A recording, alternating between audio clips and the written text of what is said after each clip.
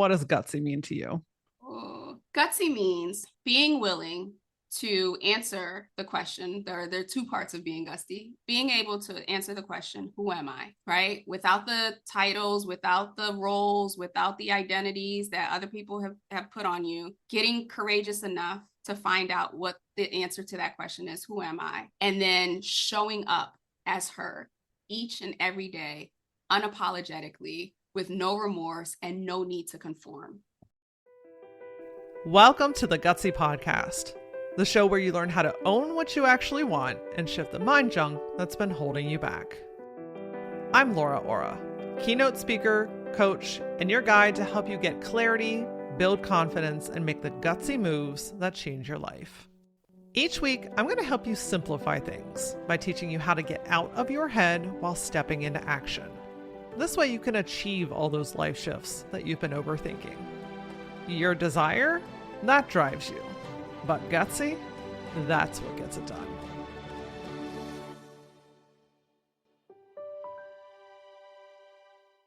Everyone always talks about the glow up, but when are we going to talk about what you have to let go of in order to grow? Friend, this is a raw conversation about what most people don't talk about during personal and professional growth, and that's grief, identity loss, and emotional unraveling. Two things can be true, okay? You can be happy and excited for what you're working on, what you're working towards, what you currently have or achieved, and you can also feel deeply saddened by the loss of relationships, your old life, the things that you once knew to be true and real. Look, grief is not just about physical loss. It's also emotional loss. And in this case, it's about the detachment from everything that you used to know, everything that was once true, things that used to define you. So how do you go through the grief while you're growing? Well, that's what we're talking about today. Sabine Gedeon is a speaker, author, and executive leadership strategist with nearly 20 years of experience helping leaders, from startups all the way up to Fortune 500s, navigate big transitions with clarity and purpose. She's passionate about growth that's lived, not just talked about, and she bridges a powerful blend of mindset, connection, and leadership strategy into her work. Sabine is the author of Leadership Reloaded and Transformed: The Journey to Becoming, and she is an ICF certified coach with a master's in organizational leadership. Now, listen, as you are going through these growth eras, right? You are growing, you're transforming, you are changing things. One of the most underutilized tools, my friend, hear me loud and clear, is having the right people around you. Look, I know how your big, beautiful brain works, and especially when it's left to its own devices by itself, it comes up with all kinds of things and reasons why you can't, why you shouldn't, why it's not going to work out. You end up being your own worst critic and talking yourself out of your brilliant ideas before you even get started. But when you have community, like-minded women that are going through similar things, a sounding board, people to bounce ideas off of, someone to give you real-time feedback, someone to see the things that you can't see, to streamline all those big, beautiful ideas so that it is simple and possible. When you have access to all this on a daily basis, friend, everything starts to get that much easier. This is what we're doing inside of Auraline, the mastermind. The things that these women were thinking about for months and years are happening within days and weeks. And you know what's at the core of all of this? Your willingness to ask for help and receive it. If this is even remotely interesting you, please, by all means, go to lauraora.com/mastermind to learn more about this program. And if you're not sure, scroll all the way to the bottom of the page. There's a place to book a free call with me, no strings attached. I want to help you figure out what the right next move is for you. All right, my friend, we are talking about that messy middle, the grieving while growing. Let's get into it. Sabine, welcome to the Gutsy Podcast, my friend.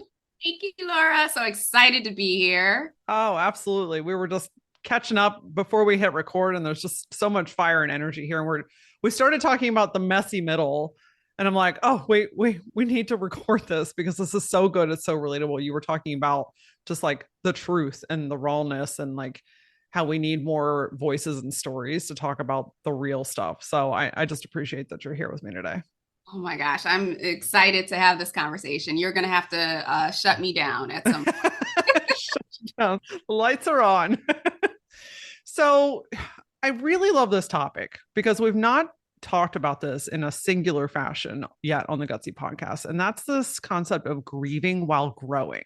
Mhm. And it's like, it's such a juxtaposition, right? It's such a like, it's hard and good. And sometimes it's hard to feel good when something feels hard. And like, I don't know, it's just a weird place. So I have to assume that you have had your own experience with this. Might you take us on that journey? To me once or twice. Once or twice. Oddly enough, not even really in preparation for this episode recording today, but during my time of prayer and meditation, I heard the hero's journey. And so I was just like, oh, okay, the hero's journey. And like there were elements of my like life and my journey where I could go back and be like, oh, okay, this is when I was leaving home. So for those of you who aren't familiar, like basically every movie, every Marvel movie, every like superhero movie has that. I think James Cameron is the person who came up with it, that formula, if you will. So most of the movies, now that I've ruined it for you, if you've never noticed it before, follows the script of like, you know, the hero is in their regular day to day. And then something happens where they're called out of their comfort zone. And then they enter into this period of wilderness, of tests and trials. And then a guide comes along, and then there's more tests and trials. And then something happens where the guide leaves them for a period of time, and they're in their cave, they're in their dark moment, facing everything that they have not experienced, like we were talking about before, all of our past stuff. And then they get through that, and then they go through this big major test, right? They built the awareness, they built the strength and the confidence, and then they go through this big major test. And then there's this moment, or there's this period, and then they start to return back home with all the wisdom that they've attained and the reward and all that other stuff, right? So if you've watched any movie, like all of it goes through that I guess formula. And so when I think about the grieving while growing, it's really in that space of you've left the comfort zone. You've said yes to the thing that, you know, you thought was what was being like what you were compelled to do from the inside. And then you've gone through the test, you've gone through the challenges, like you kept getting back up, you kept getting knocked down. And then you finally enter this place where they also, I didn't know this term, but they call it the dark night of the soul, where Yeah. you experience that period of the dark night of the soul. So I give that as the backdrop of like, this is the experience theoretically, right? But what does it look like in real life? And so for me, I've experienced this multiple times over, but in the moment, you don't know that that's what you're experiencing, right? So in to start off, I guess the most recent 2016, I got a job opportunity. Prior to that, I had been in my career in corporate America. I was, you know, trying to grow, trying to get up the ladder, hustling, doing all the things. I'm also a first generation college student, immigrant, all of these things. So my understanding of what it meant to be successful, what it meant to be wealthy, respected, whatever, was you work hard, you work hard, you work hard. That's what my immigrant parents imparted in me, well-meaning, but that wasn't the language of corporate America. And so after a series of burnout after burnout after burnout, I finally decided, okay, well, I want to take control over my career. I went back to school, got my master's, and then it finally opened the door for what I thought was going to be like the pinnacle of success in terms of my career at that stage. And within 6 months of getting that job, I was like, oh, this is not at all what I want to This do. is not it. Not it. And the irony in that is, to even move into that job, it required me to let go of everything that was familiar. So I grew up in Connecticut, and I had been there maybe 30 something years of my life. I had my condo, I was established, I had my church community and everything. And when this job opportunity came, they were like, okay, in the next 6 weeks, we need you to move to Houston. And so that was oh my gosh, like I'm finally getting the thing, but it means I have to leave everything and everyone behind me. And boy, they did not make that easy. Like you would think there was a celebrate. No, no, all of the people who were comfortable with me being in that space of comfort rebelled against me moving forward. And so just like the hero's journey, you have that moment of doubt of like whether I should do this, maybe I shouldn't move forward. I ended up moving forward and then only got to that role and that environment to realize this isn't what I wanted, right? So now here I am having a mid-career crisis because I didn't have a plan B because I'm type A and we only deal with plan A. And here I am trying to figure out, well, what am I going to do for the next 30 years? Because this isn't it. And so it forced me to take a step back and ask myself, when have I felt the most alive? When have I felt the most fulfilled? And that's when I was sitting across from employees internally, helping them map out what they wanted to be when they grew up, and then reverse engineering that. What does that look like in terms of project, next role, so on? And when I was behind closed doors with leaders. And I realized that I didn't even realize it at the time, but like I got the most difficult leaders to be humans. There was no ego, there was no bravado. I got to see the vulnerable side of them. So at that point, I start to make the decision to make the leap to step into corporate America or to step into entrepreneurship. And that was a journey in of itself. So I'm going to pause there, but I just want to highlight that, when I finished my master's, right, it was like, oh my gosh, this is amazing. This is wonderful. And not too long after that, I got the opportunity to move into this role and move to Houston. But at the same time, while I was experiencing this great achievement, this great opportunity, stepping into the role that I had worked so hard for, I had to deal with the grief of letting go of who I was. It wasn't just that I moved to a different state. Everyone I was attached to, basically, like it was a separation. And then I got to what I thought was like, okay, this is the thing. Only in 6 months to be like, wow, this isn't it. I've now at this point, now I've worked 12 years to get to what I thought was the pinnacle of success. And this isn't it. And so it's like, even as we're moving forward, even as we're growing and we're getting the achievements, we're doing the things, there are elements of that make it hard, that require us to have to grieve, because every new phase requires a different version of us. And that means that the version of us that was there before, we can't take it with us. And not only that, the version of us who attracted the people who are in our lives, we can't take them with us either. And so you can look at the most successful person and be like, oh my gosh, they are winning, they're growing. But what you don't see are the decisions of, wow, I got to limit access here. Wow, I can't talk to this person. Wow, I can't go here. And so that's kind of like that leg of the journey. And then there's been more of that since I've stepped into entrepreneurship. Oh, I am certain of it. And we will get to that part. I think it's so interesting and beautiful in how you explained how you're working towards something. It feels good, but you're also letting go of things and places and people. And like, so these worlds often coexist at the same time. Like you can be growing and doing well and also still feel sad or upset or lost in something. There's this assumption that like if you're working on and towards something, then it all has to be good. Like you should be happy because you're getting the things that you want, and you should feel good about things. And it's like two things can happen at the same time. You can feel joy and sorrow at the same time. You can feel excitement and sadness at the same time. Like they're not mutually exclusive. So I'm kind of curious, how did you work with grieving essentially your old life, your old location, the friends, the family, the circle that you had, while also embracing that, hey, I'm doing something for myself and I love that too. Mm-hmm. So what you're talking about, and I didn't know it at the time, I've since learned it as I've, done all this personal work, but it's called the law of polarity, right? So for everything, there's an opposite, right? So light, dark, open, closed, right? So anything we look at in our lives, there's an opposite to that thing.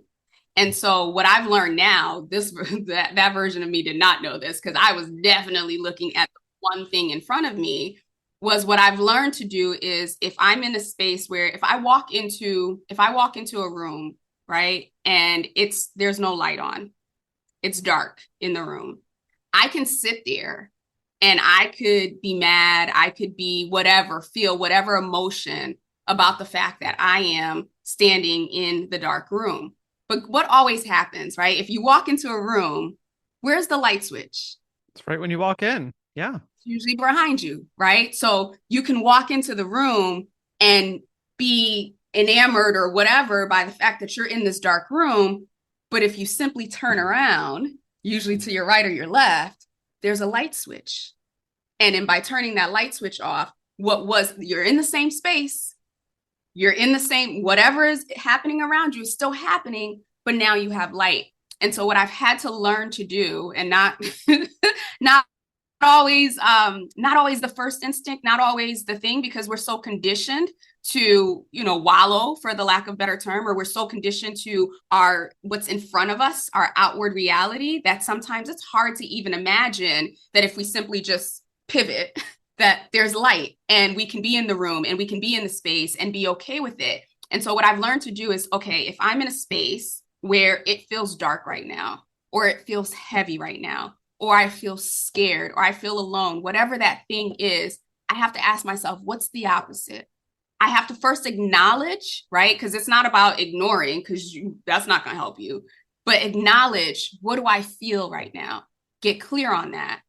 2, feel the feels, because I think that's another thing that we're not taught to do, right? Whether it's kids and stop crying or whatever, for boys, you got to be tough, like boys don't cry, whatever those messages are, we still carry them. For women, especially if you've been really ambitious and successful, crying is a sign of weakness in many spaces. And so you have to feel the feels, whatever that is, and then make the decision to say, okay, now I am going to look for light in this. And for you, that light may be, we're entrepreneurs, right? So I'll use money, I'll use revenue, right, as a thing, because that's something that we've all experienced, right? So if you're in a season where it just feels dark, or things feel tight, or things feel like they're outside of your control, acknowledge all of those emotions, all of those things, and then find that one space where you were walking your dog and you found a penny on the floor, right? Or recall that one time where someone, waved hi at you, or sent you a nice note, or sent you a nice testimony. It's as small as being in that moment and then saying, okay, how do I want to feel? And where is there an example of me feeling like this?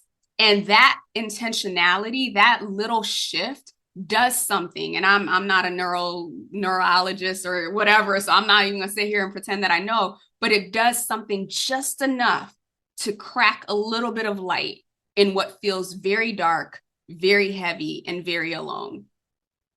That's such a great example, and so simple. Gosh, we forget how simple these things actually really are. But when you're in the thick of it, it doesn't feel simple. It feels dark, it feels heavy, it feels hopeless sometimes. But really, what we have to focus on, and the only difference between the people that keep going and the people that don't, is they got that intentionality in their mind. Mm-hmm. They chose to do something different. They kept going and got themselves out of it. They made decisions. They asked for help, right? Like they looked for the light. Mm-hmm. Have your moment. Heavens, I have had more moments than I can even sit here and count. It's so, so, so important to feel those feelings, because friend, if you don't feel them, they're coming back. Friends. They are coming back with friends. Yes. So feel them, but it's a decision. At the end of the day, it's a decision. Mm-hmm. And that's like the hard truth here. The tough love is like, you have to choose. Are you going to choose to keep going down this path and like let it all crumble around you? Or are you going to choose to do something about it? Yeah. And I'm not saying it's easy by any means, but struggling for the rest of your life, or being unhappy or being sad for the rest of your life, is way harder. It is. So you're choosing your heart. Funny enough, I was just talking to somebody earlier this week, and she was, she's very woo in the sense of like, she understands that like her words create her world and all that other stuff. And then, she just had this moment where she was like, well, the supply has to come. The supply has to be there, because she's a Christian. So she said, that is the promise that God made me. The supply has to come. I was like, okay, well, what are you doing later on today? She was like, nothing. I was like, how about you take the dogs for a walk, right? So you are fixated on supply. And in that case, supply was money. You are fixated on supply showing up in one particular form. I want you to go outside and I want you to tell me, or I want you to take in the air, because the air is evidence of supply. You've never not not expected air to be there, right? Unless you were in a tight room for some reason, right? But you never not understood that there is more air than I could ever possibly need to use, right? I want you to take in the trees. The trees are supply because the trees are creating the oxygen to create that air. The trees are giving you shade on this very hot day. She lives in Texas. So I was like, I know it's hot down there, right? So like the trees are there to give you supply. Look up at the sun. The sun is evidence of supply. It's keeping you warm. It's giving light, right? And so again, I'm not saying this is easy, right? It's simple but not easy. And I'm very cognizant that there are moments where this is just so far beyond our capacity to even draw from. But if you're looking for supply and you want it in the form of money, or you want supply, period, let's just say supply. When we fixate on how and where and what form that thing has to come, we delay its coming. But when we can look at, okay, where is there evidence? And we get our mind, our imagination, our emotions attached to the evidence that already exists, it'll come. One last example I'll give on this. I had a season where I was just like, all right, come on. Like I had proposals out. People were delaying. Everybody's on vacation all of a sudden and no one's answering email, right? And I love me a good Amazon fresh order, right? Like ever since the pandemic. And I had the thought, I was like, Sabine, you ordered your Amazon Fresh this morning you ordered it yesterday to arrive here this morning. How much time did you spend worrying about if that Amazon Fresh delivery would get here, when it would get here, and that your items would be here? There was no thought in my mind, no concern, no worry. It was just like, oh, nope, these are the items I need. All right, here we go. This is the time that I want it delivered. And it was outside of my mind. And guess what? I got my Amazon Fresh delivery. And that was the moment that it clicked for me that when we trust, right, there's so many things that we just immediately trust will happen. And it manifests, right? What if we could apply that same mentality, that same trust, that same power to the things that we see on a day-to-day, to the very things that we need. So good. Such a great example. You're not sitting there wondering like, what time's the truck pulling up and who's bringing it and are they going to have the right bananas in there? And like, you're just not thinking about that. You place the order and it's out of sight, out of mind. And what I'm hearing you say is like, let's adapt that mentality into life and business in other ways, especially when finances is always a big one, right? Finances, health, relationships, kind of the big markers. As you were saying that, I was thinking about a boohoo moment that I was having a couple weeks ago. I was having a boohoo moment about like, nothing's working, things aren't coming in.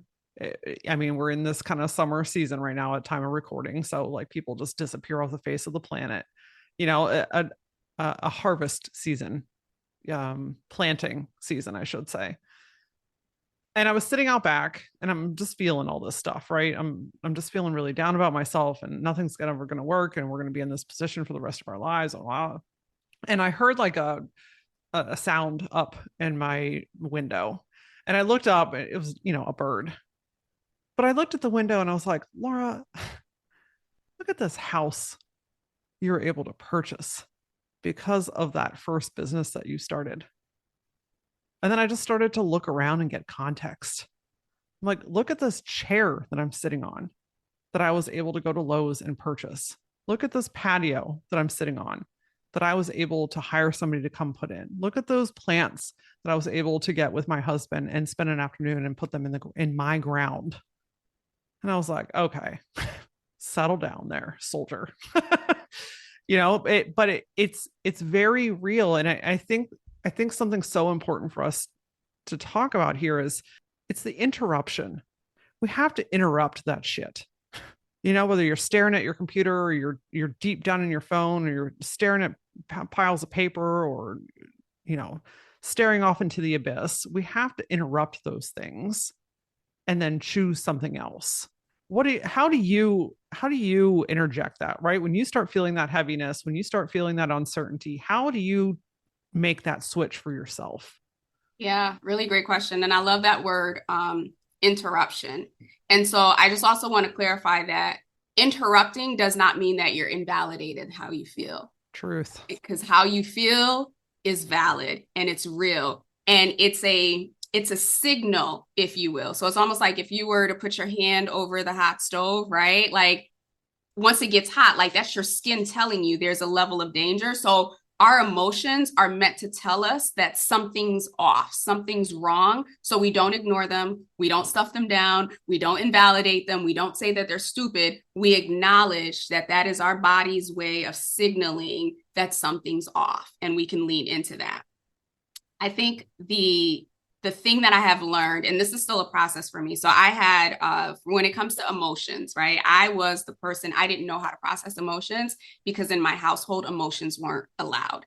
And not only were emotions not allowed, but the only emotions that I was familiar with were anger, were abuse, like, you know, those types of like heavy things. And so the part of me that learned survival was like, all right, I don't, if there's anger, if there's anything heavy, I can't cry. You know what I mean? Like I was I was a walking ball of emotions, mine and other people's. I mean, it built really great empathy, but that we had to work through that. Anyways, so throughout my process of healing on this hero's journey, if you will, in that dark night of the soul moment, or one of the very first, what I had to start doing is allowing these emotions to come up, right? I started with, okay, I'm feeling something. What is this, right? My vocabulary, my language vocabulary was mad, sad, happy, joy, right? Like it was basic. That's how emotionally immature I was, right? And that's not a bad thing. That's just where I was in my development of emotions or understanding of emotions. Then I got this book, Feelings Buried Alive Never Die.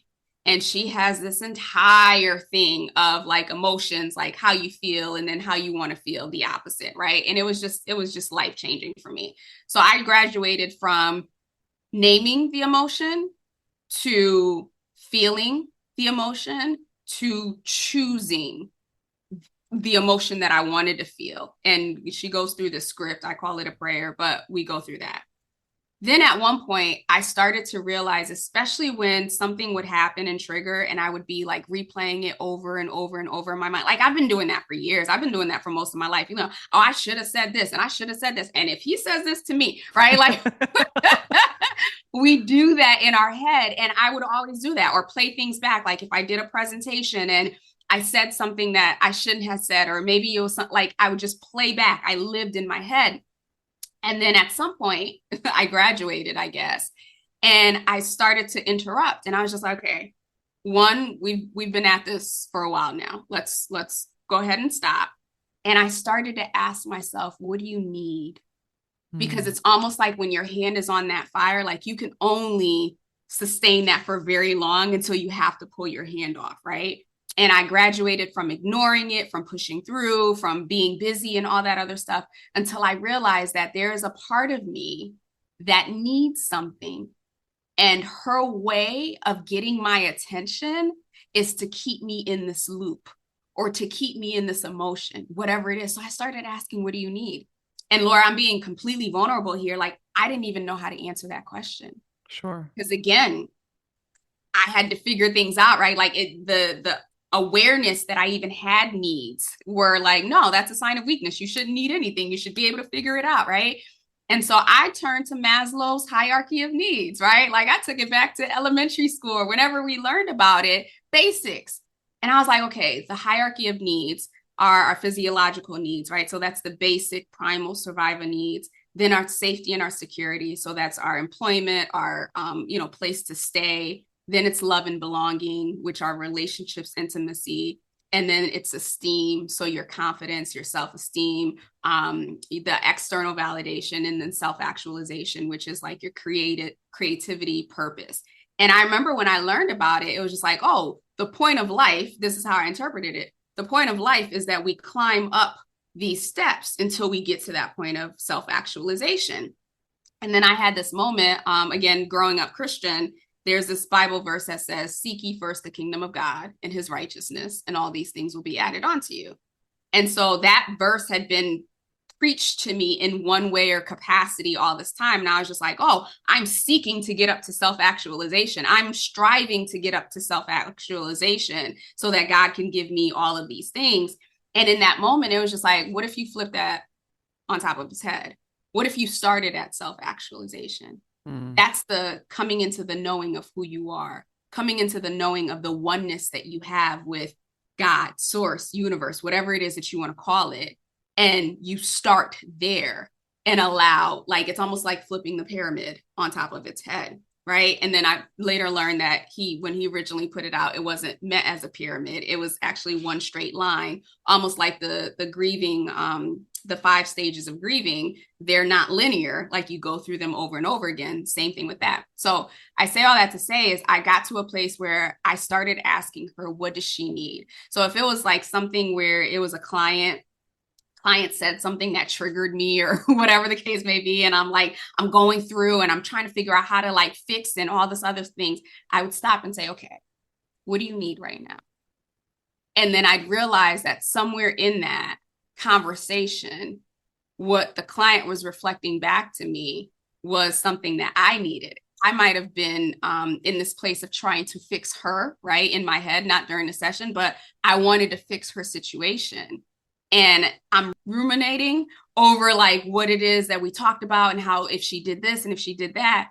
And then I asked myself, okay, well, what do you need? And it was just like, what you're trying to fix for her right now, what you're seeing about her, that's what you need. And then I'd go back and be like, okay, well, where does this fall in the pyramid, right? Like, which need is it? And then that's when I would go back and journal. Now that's a process, right? And I'm a creative, imaginative person, but I'm also very literal. Like I need to be able to see it, like it needs to be tangible. So for me, relying on Maslow's needs, hierarchy of needs, and recognizing when I'm stuck in a loop or stuck in a pattern or stuck in an emotion, that is a signal that there's a gap, there's a hole to be filled. And I have to first identify what hole needs to be filled and then seek out the source. So again, that could be walking outside. That could be calling someone. That could be journaling. That could be taking a nap because I'm tired. That could be whatever. But that's the process that I've learned to move through those phases where I'm stuck in something and not sure how to get out. I don't need more things to do. I just need to know what the right things to do are. This was a conversation that I just had with a gal that joined Auralign the Mastermind. She's like, Laura, I can always work harder and make it happen, but that's not working anymore. I need help focusing. I need help processing through things. I need help getting out of my own head and getting into the things that actually matter in my business. This is why it's so important to have someone outside of your own head that gets what you're doing, that can hold the bigger space for you and can help you simplify and focus so that you can move forward. Look, building a business is a weird ass, lonely, crazy, exciting road. And I'm like the wise big sister that helps you along your path. So if you are in growth mode or you're facing a transition and you are just, I really could just use some freaking help, then go to lauraora.com/mastermind to apply for Auralign.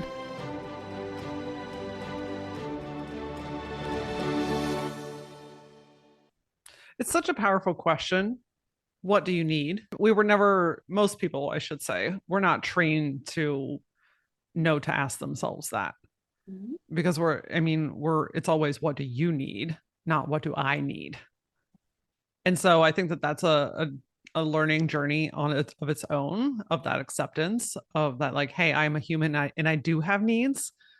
I do need a nap. I do need a break. I do need to step away. I do need to ask for help. It can be a million different things, but even just acknowledging that it's okay to have needs is so, so powerful. And then when you answer that call, gosh, you want to talk about stuff shifting in your world, start answering that question and answering that call, because that's where you start to find your own self-fulfillment instead of needing it through and from other things and people. Right. That's power. And that's not to be mistaken with like that independent energy, right? Sure. Building internal self-trust, because we are taught, especially as women, like we are taught to abandon ourselves.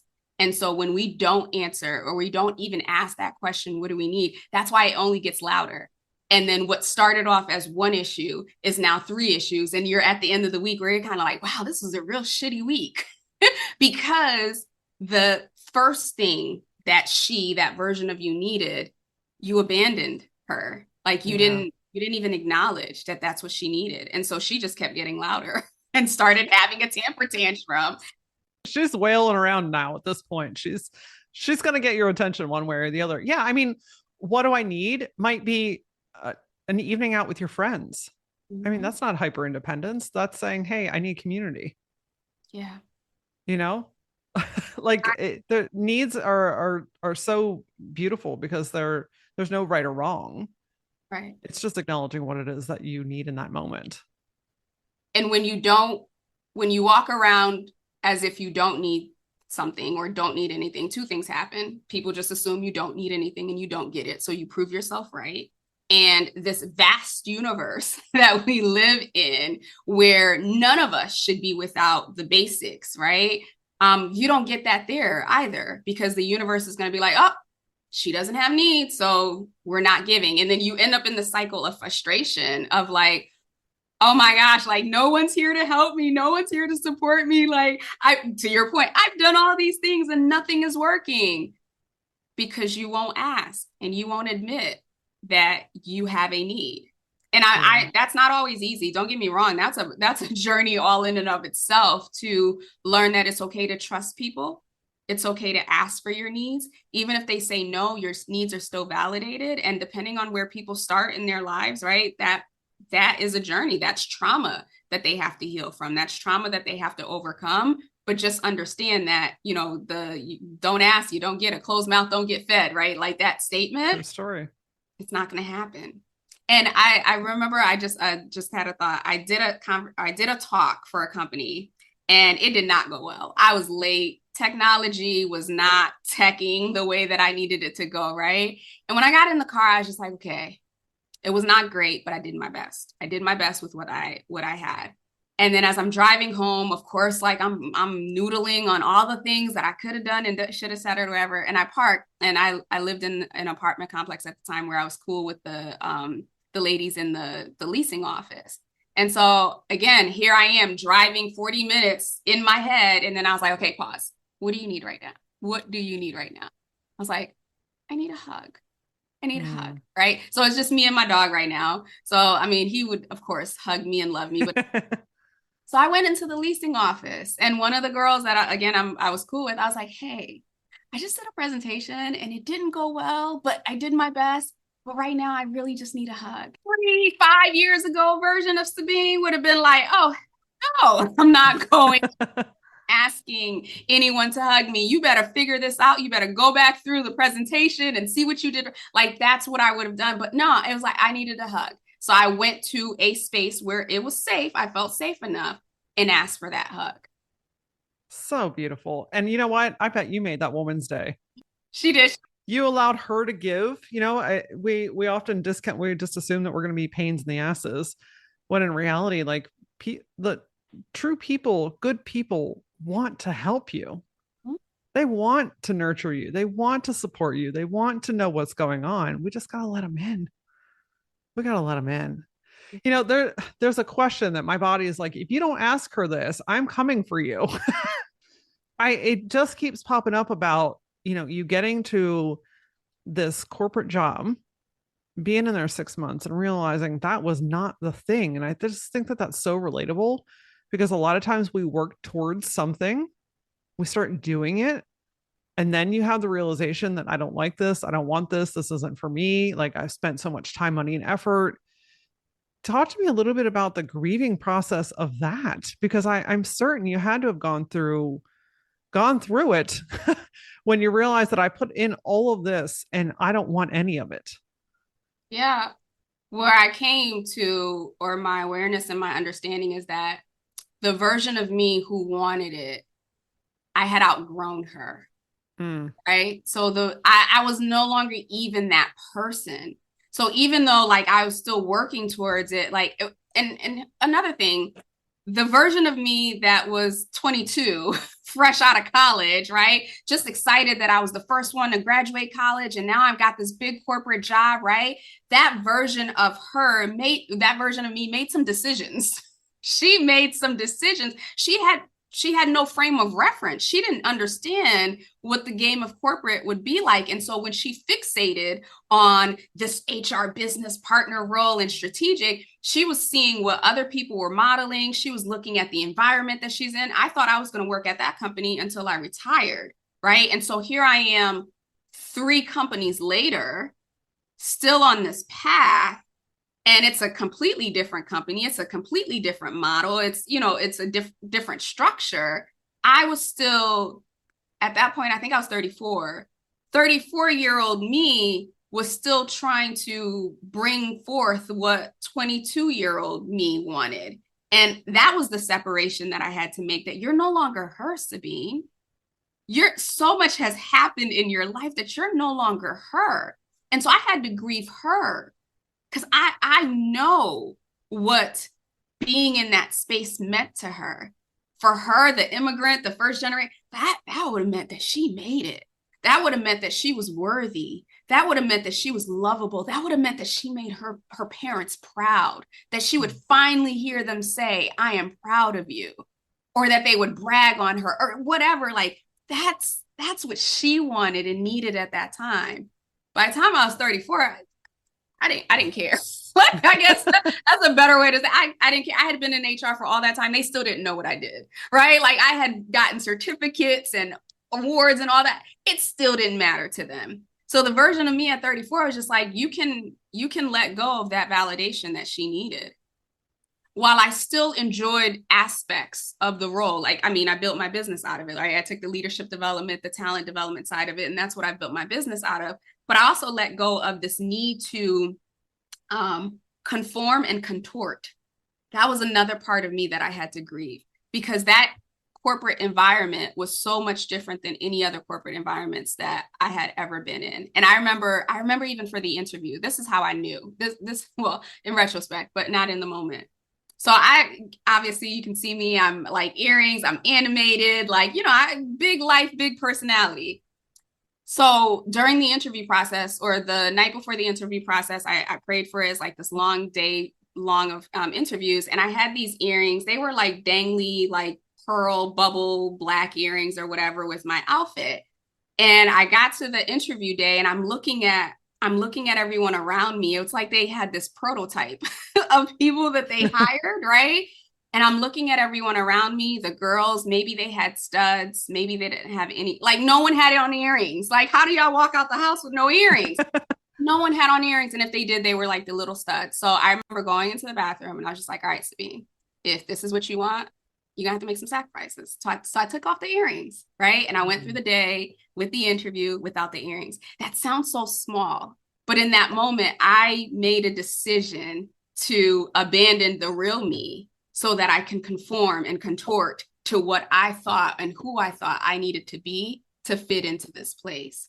So even when I got to that moment 6 months later of like, I can't do this, it was very clear from the interview process that this was not for me. But it took me 6 months to finally admit that this is not for me. Wow. So, yeah. Sometimes we got to go through that ringer. I mean, we take the long way around because you might have had like a little bit of a hunch in that moment, but you unintentionally dismissed it, right? Yeah. You put it off because like, this is the pinnacle. This is what I wanted. This is what I work for. I got to adjust things. I need to conform. I need to mold, right? Where like your soul was like, girl, this is not it. But we have to sometimes go through that, right? Like you built so much self-awareness through that. Mm-hmm. I am certain of it, to the point where like, I bet that's a non-negotiable now, right? If we ask Sabine to take out her earrings, that's going to be a hard no. Like that's just not in the cards anymore, but I think that sometimes we have to go through those things. And I just feel like somebody needs to hear that today. Like you didn't make a mistake, you didn't screw it up. You're not 10 steps behind now. You didn't like cause all these problems. You learned something. I'm going to bet you learned something about yourself Oh, a lot. that you need to carry forward with you for the rest of your decisions. Yeah. And I will say too, because again, the universe wastes nothing. And I do believe everything we experience is for our good, right? So even in that moment, making that decision, that was another me abandoning a part of me. That job is actually the thing that like started that version of my hero's journey. So had I not gotten that job, I probably would still be in Connecticut. I probably would still be working in corporate, hoping and wishing that I could start my business and start my side hustle. I probably would be settling for the lesser version of myself, right? And not to say that working in corporate is a lesser version of anyone else. I'm saying for me in particular, yeah. I would not be the person that I am today. I know that for a fact, based on the people, the environment, how I saw myself and what I saw my capacity. I would not be her had I not taken those earrings off, gone through that interview process, gotten that job, realized it wasn't for me, and then made an exit strategy. Absolutely. That transitions beautifully into one of my final questions for you today. Is we can't exit this interview without talking about entrepreneurship a little bit more and how the grieving process pops up with that. How do you distinguish, or how might somebody know, am I grieving something or is this growing pains? I think they're one and the same. Tell me and more. I think that's the whole reason why it's grieving through growth, right? It's the law of polarity, right? So think about it. If you took a seed, apple seed, right? If I took an apple seed and I put it on my windowsill right here, what's gonna happen? It's just gonna stay an apple seed. That's all it's gonna do. It's gonna dry up. It's just gonna be there on the windowsill. If I take that same apple seed, I go outside, I dig up, right, several inches of dirt. I put that little bitty apple seed in the dirt, and then I pile on all this weight of soil on top of it. And then I pour all this water on it, and then I let the sun shine. What's going to happen? At some point, that apple seed is going to take root, and it's going to start to sprout. And eventually, I'll see an apple, or maybe a couple apples. And guess what? Within that same apple that grows out of it, there are a whole bunch of seeds in there, right? And so I use that as an example because that poor seed had to be put in the ground, however many inches, feet down, all this weight topped on it, right? In this period of waiting in darkness, essentially, before it started to sprout. And it could see how it had multiplied in its weight and its impact, right? To be able to be produce for us. So when you think about the grieving and like it's one and the same, it's happening at the same time. That apple seed, I mean, if it had our intellect, right? It was probably sitting there like, oh my gosh, it's really dark in here. It's really cold in here. They just pour water on me. Like, that apple seed would be going through it, just like we go through it when we're in that space.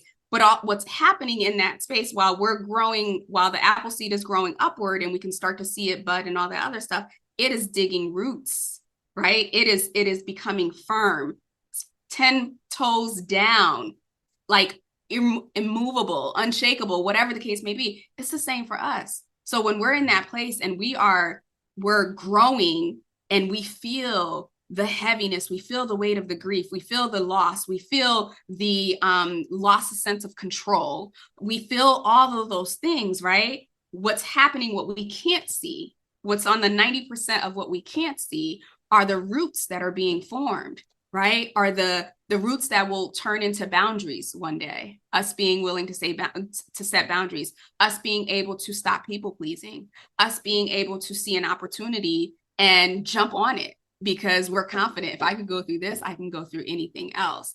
So I truly believe that it's the law of polarity. It's what side of the coin or what side of the thing are you looking at, because they're both happening at the same time. They sure are. And how do you how do you do them both at the same time? Because I think that's sometimes the question is like, how do I keep going when I feel like shit? Yeah. How do I get up and create content when I'm feeling uncertain? You know, Mhm. how do I make phone calls or send out messages when I'm struggling with something in my business or something just failed? Like Yeah. how do you keep going whenever you're also experiencing that grief? I know this sounds maybe oversimplified, but I think I heard you say it in one of your episodes, right? You have to dig into your why. Yeah. There has to be a greater purpose, right? Like the human will is so amazing, right? That like if we are determined to do something, we will do it, and heaven and earth will move itself to help support us and, you know, create the situations and the circumstances. So if you know, especially for those of you who are in business, and you said this on a live, so I'll bring it back because I've experienced this, right? Like you get this insight, you get this idea of like, oh, I'm going to launch this program, or I'm going to launch this service, and you know, I'm going to put it out there because now I'm starting to imagine, envision how I'm going to help people and how I'm going to serve them and how they're going to benefit and all this other stuff. And then you do the launch campaign with the emails and the social and the all, and you do all of that, and not a damn person even No signs of life. I mean, absolute crickets. look, your email open rates are low, like one like on social. Like I get it. I've been there. We've all been there. If we're really being honest, right? And then we can go back, and I've done this. I can go back and be like, damn, but that idea, like clearly I didn't come up with it myself. Like if I knew that it was going to be this, like I wouldn't have even done it. And then a year later, or even in that moment, like, okay, well, Sabine, what did you learn from this process? Right. And again, I know it sounds very contrite, but like you have to condition yourself. I think that's the biggest thing. Just like we go to the gym to condition ourselves, you have to condition yourself to look beyond the presenting problem, whatever it is, and to look at what did I gain out of this. Because if you're never gaining, if you can never see where you're gaining, you're always going to be losing. You're always going to be at a deficit, right? So what did I gain from this? Okay, I gained that this type of subject line doesn't work. I gained that, you know, LinkedIn is trash right now. Like I'm not messing with LinkedIn, right? I learned that actually my email list, even if it's small, people actually open my emails, right? I learned X, I learned X, I learned X, and I do it again. Thomas Edison, it's all about having a growth mindset. Thomas Edison, I always quote him when I do my growth mindset presentation. I have not failed 10,000 times. I have just found 10,000 ways that don't work, right? Anyone who has ever done anything great, ever done anything impactful, ever done anything worth talking about, they did not get it right the first time. They didn't get it right the 100th time, right? It's that tenacity. It's that willingness to say, I see the vision and I am going to hold this vision. Even if no one else sees this vision, I am going to hold it. And I know, I trust that it's going to happen. Just like my Amazon Fresh order. Like I know when I hit send or order, it's going to come. It may not come in the timing that I want. It may not come in the packaging that I want. They may have had to substitute something because they didn't have the original. But that's the same thing that we're experiencing. And again, when you're in the thick of it, I get it. It's hard, but I journal, right? So I journal the shitty days. I journal the great things. I journal 10 things that I'm grateful for. Sometimes those things that I'm grateful for are things that actually are happening and I'm experiencing gratitude. And then I start to get grateful for things that haven't even happened yet because I want to attract them and I want to draw them, right? Whatever self-care. And I don't want this to sound trite, but like whatever you need personally, right? When we were kids, like if you think back and if you have kids, like kids have no care in the world. Like life is just beautiful and wonderful, unless you're in an abusive household, but for the most part, right? Like life, there's no time. There's no understanding of time. There's no awareness of bills. There's no awareness of responsibilities. And we don't lose those faculties. We don't lose our imagination. We don't lose our intuition. We don't lose our memory. We don't lose any of those.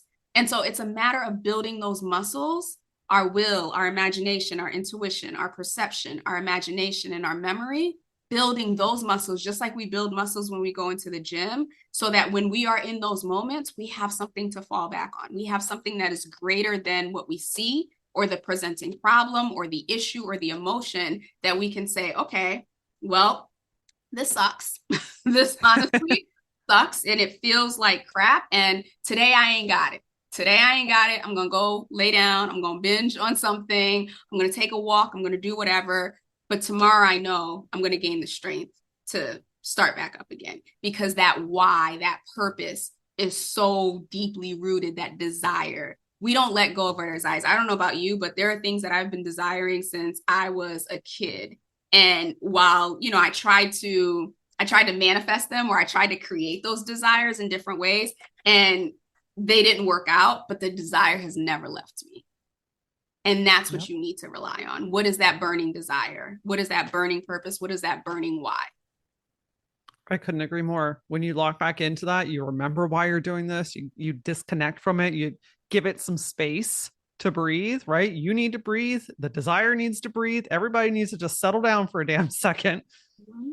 You create that space and you tap back into that. And it's like, okay, I'll rest, I'll refuel, and I'll get back in it tomorrow. And it's so simple, not easy to do, very simple to do, but it is way more impactful than I think anybody even realizes. Yeah. I don't know about you, but I used to have a real hard time taking time away from work, because somehow like a day just meant, you know, I couldn't check.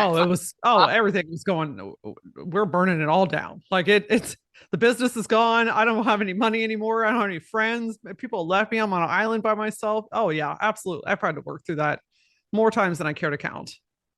But have you gotten to the place, or have you seen that in those times that you have said, you know what, I am setting this boundary with myself.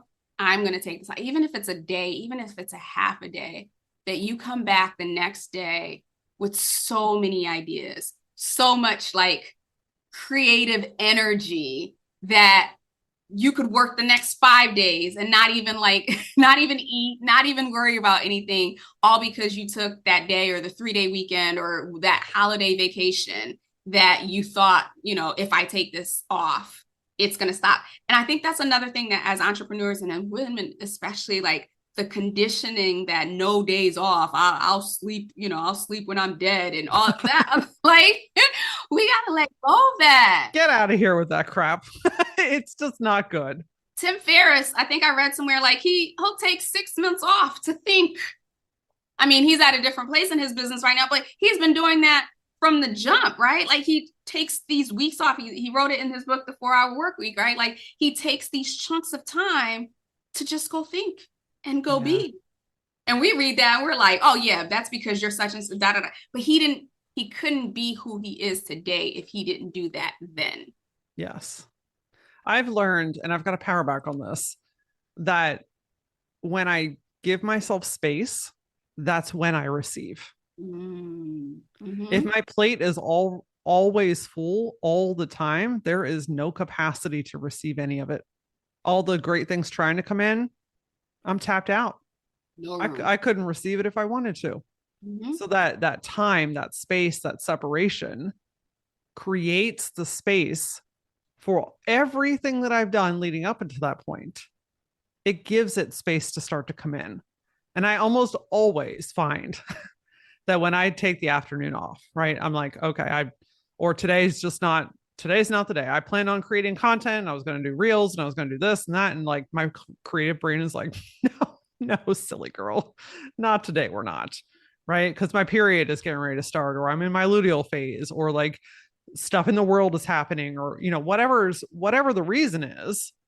When I honor that, hey, today's not it, I'm going to step away, or I'm finished for the day. I don't need to keep going. Yeah. Every single time that I allow myself and empower myself to do that, something great happens, because I'm able to see it. Yeah. I'm able to feel it. I have space to receive it. So there's a lot to say about giving yourself that space and that time. Mm-hmm. Mm-hmm. Sabine, we could talk all day, my friend. Oh. You are the sound rock type of voice that we all need in our lives. So where can everyone find and connect with you? Yeah, great question. And thank you for that. I definitely could talk to you for another 2 hours. And clearly I needed this, right? So Thank you for giving to me what I need, and hopefully your audience got what they needed as well. So LinkedIn is where I hang out. So Sabine Gedeon is the handle there. And then, of course, you can find me on my website at sabinegedeon.com. Perfect. I will link that in the show notes. And I got to know, what does gutsy mean to you? Oh, gutsy means being willing to answer the question. There are two parts of being gutsy. Being able to answer the question, who am I? Right? Without the titles, without the roles, without the identities that other people have put on you, getting courageous enough to find out what the answer to that question is, who am I? And then showing up as her each and every day, unapologetically, with no remorse and no need to conform. This was such an important conversation to have because we often work in our own little silos, our own little bubbles in the world, and it's very easy to think that there's something wrong with you, especially if you are achieving goals. You're doing the thing, like on paper to the outside world, it looks like everything should be good and perfect, but there's something inside of you that just feels deeply saddened or upset or confused. So I hope this episode helped to humanize your feelings, to help you feel less alone, to let you know that, hey, this is part of the process. And most importantly, that you do not need to continue doing this shit alone. If you took something away from today's episode, I would love and appreciate if you could go to Apple Podcasts or Spotify, wherever you're listening, and leave a review. It helps other amazing women just like you know that, hey, I'm in the right place. This is the show for me. Come say hi on socials. I am at that Laura Ora across the board. And as always, until I see you next time, stay gutsy.